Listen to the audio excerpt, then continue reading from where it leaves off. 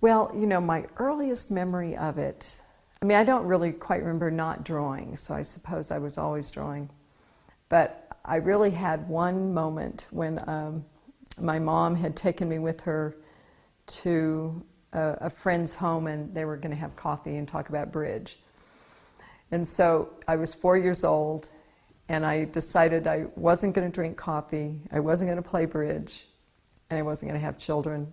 I was going to be an artist. So all of that at the age of 4. So as silly as that is, I've never had a cup of coffee. Really? I've never. I was a determined little girl. Then you went on to Oklahoma College of Liberal Arts. Mm-hmm. OCLA, yeah. Down in Chickasha, Oklahoma. And that was an amazing place, actually. They had a good art program. I mean, it was geared toward, you know, illustration, but, you know, the guys that ran it could paint and they could draw. And actually, I would have probably spent all 4 years there, except that there were some other teachers that I really liked that were in other departments, the English department, the like philosophy.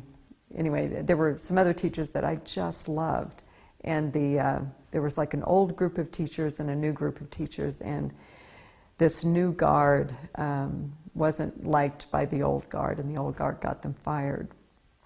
And so in protest, which was not like me, I was a very sweet, kind of complacent child, but in protest I left. I guess a little bit biting my nose off to spite my face or something, but anyway, I left, and then I went to Central State University, and they had some interesting teachers, you know, but again, it was really geared toward a more, you know, modern sensibility.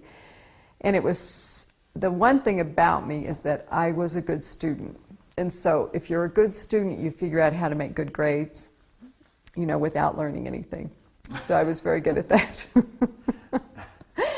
And so I went through all the figure drawing that they had, all that they offered, got A's, and I knew I didn't know how to draw. So that was the first, you know, I was so naive. It was the first inkling I had that maybe going to college to be an artist was not what you did, you know. So then I found through, and now I'm blanking out on his name, but through this man in Ponca, who was a local artist there, and he suggested Dick Getz, Richard Getz, and Edith Getz. So I quit school then and went and studied with them, and which was a fabulous thing. It was really a good decision. Were those figure drawing classes, were they taught by E.L. Mount? No. Oh, E.L. Mount is the name of the man from Ponca. Oh, okay. That's right. Thank you. You have that from the last time. Yeah, E.L. Mount was the guy from Ponca. And actually, he was a good painter, and he was kind of the star in the town, and gave me some critiques early on, and it was very encouraging. He was a very, very sweet man. Did some Not prior, but just as soon as I started learning, about a year after I started learning from Richard and Edith Getz, I had a job with the, if you can believe it, typing. I had a job typing. The worst thing in the world that I do is typing. Back then, it was the worst grade I ever got, and I was working for the Real Estate Commission, the Oklahoma State Real Estate Commission, if you can imagine. Anyway, a friend got me into this job, and it was just, I just squeaked in. Anyway, so I was there for a year. I was due to get 2 raises, so I was like, you know, things were going. But when I realized the highlight of my day was going to McDonald's across the street, I thought, oh, this is so bad. This is so bad. So I quit. I quit right before, you know, 2 raises, and, you know, and I started working as a nursemaid for this 78-year-old woman. And so then I was thinking, well, actually, I worked for her for a while, and then I got fired. So then I thought, well, what am I going to do? So, actually, I'm sorry. I did start teaching while I was working for her. So I needed to make some money, and I thought, I think I'll teach. So that was about a year after learning, I started teaching. I mean, I really was like giving demonstrations for big groups, and I don't know, just the audacity of youth. Well, believe it or not, E.L. Mount told me about the Art Students League. So the first time I heard about it was from him. And he said, you know, anybody who's anybody has either taught there or studied there. It's where you should go, the Art Students League. And then Dick Getz and Edith Getz told me about the league, because they had studied at the league with George Bridgman, with, who's the other? Should have had all this. Anyway, George Brackman, Henry Henshey, who was actually not at the league, but he was up in Provincetown.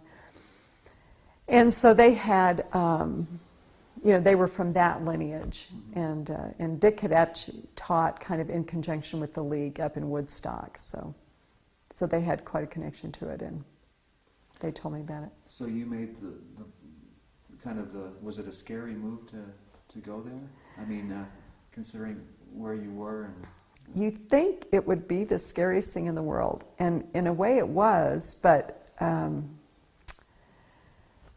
don't know. It's like I went for 2 weeks to study with several teachers to see if I could find a teacher. So I signed up. I went there actually with my friend Dennis Parker, and so he's still an artist there in Oklahoma. And so Dennis and I went to the Art Students League for 2 weeks.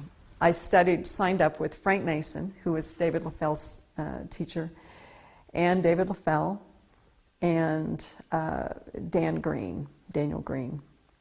And so I had actually 2 classes with Dan Green, who his teaching much more reflected, it was very much like what I had had with Richard Getz, in terms of the color, in terms of being, you know, more technique-oriented, much more rigid. So it was comfortable, so I actually signed up for 2 of Dan's classes, and then and one of David's and one of Frank's. And after 2 weeks, I knew David was the one. After 1 week, I really knew that David was the one I wanted to study with. So that's I don't know where I was going with that, but anyway. You were a guard at the security person at the Metropolitan. Yes, during that same amount of time. Yeah. I was at the Met. I was at the Met for maybe 2.5 years, and I didn't get a job at the Met for, I think that I actually managed, it was either 6 months or a year without working when I first went to New York. Somehow I had saved up $2,000, and somehow at the time that lasted, if you can imagine. Right now that wouldn't even pay 1 month's rent, you know, but I was a lucky girl. Yeah, you had the 4 to midnight shift. I did. It was just the best job in the world. I would think. The best job. Just like you were saying about the Smithsonian and all of that. It's just, you know, the privilege that we lowly guards had, you know, because we were definitely low men on the totem pole.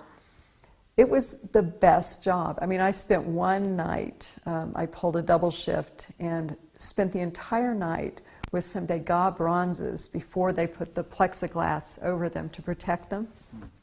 You know, just studying them, drawing them. I mean, that kind of thing. And it's just, you know, there's no patron that would have that kind of privilege. Right. Yeah. You know, so I just felt we were very privileged. You know, they even had these great concerts that went on, and quite often my route would take me along the backstage of this like concert, and where they'd have all these famous, you know, musicians playing, and the sound man would pull me in and let me, you know, listen, and would tell me about stuff. I mean, it was just the best job I could have ever had. Were your fellow